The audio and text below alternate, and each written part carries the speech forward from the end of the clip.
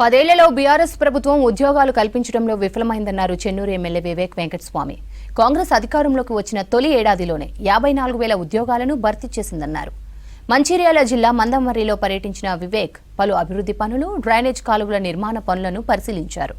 2 లక్షల ప్రభుత్వ ఉద్యోగాల హామీని అమలు చేసేందుకు సీఎం రేవంత్ కృషి చేస్తున్నారని వివరించారు.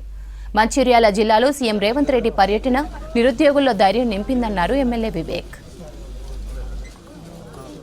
ఒక భరోసా కల్పించినారు గ్రాడ్యుయేట్స్ అందరికీ కూడా. ఏమని, మేము 11.5 సంవత్సరాలలో ఉద్యోగాల నోటిఫికేషన్ రాలేదు, కానీ కాంగ్రెస్ ప్రభుత్వం వచ్చిన తర్వాత 54,000 ఉద్యోగాలు కల్పించాము. మళ్ళీ ఒకసారి ఏదైతే మేము 2 లక్షల ఉద్యోగాలు ఇస్తామని చెప్పి హామీ ఇచ్చినామో అది నెరవేరుస్తామని చెప్పి మళ్ళీ ఒకసారి ముఖ్యమంత్రి గారు భరోసా ఇవ్వడం జరిగింది.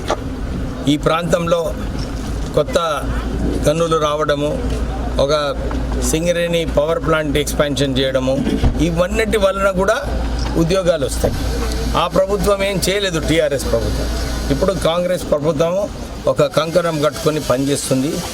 గ్రాడ్యుయేట్స్ అందరు కూడా ఆలోచించి ఈ ప్రభుత్వం వల్లనే మాకు ఉద్యోగాలు వస్తున్నాయి, గవర్నమెంట్ ఉద్యోగస్తులు ఎవరైతే ఉన్నారో నెలకు సమయంలో మా శాలరీస్ వస్తున్నాయి, ఇవన్నీ కూడా గుర్తించుకొని గమనించి ఈసారి 27th నాడు ఏదైతే పోలింగ్ జరగబోతుందో దాంట్లో నరేందర్ రెడ్డి గారికి 2వ స్థానంలో 1 నంబర్ సింబల్ వేసి నరేందర్ రెడ్డి గారికి ఓటేయాలని చెప్పి అందరు గ్రాడ్యుయేట్స్ని కోరుతున్నాం.